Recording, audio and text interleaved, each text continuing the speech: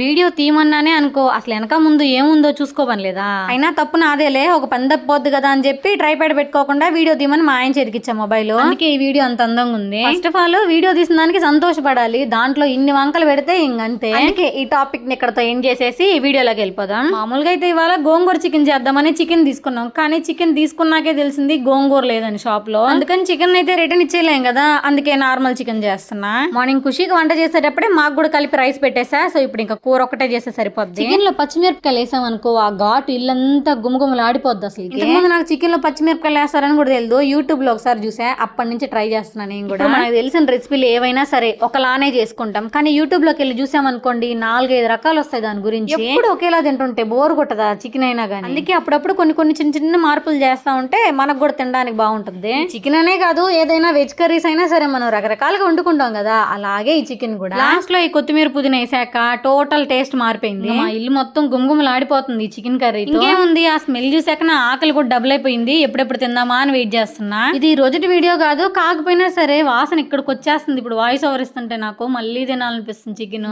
రోజు నుంచి చికెన్ చేస్తున్నా సరే చికెన్ ముక్కు తినకుండా ఉడికిందా లేదా అని చెప్పలేను ఇప్పటికీ కూడా నేను. అది కూడా మంచి అలవాటే కదా. సరేలే, మీరైతే వెళ్లే ముందు లైక్ చేసి వెళ్ళండి.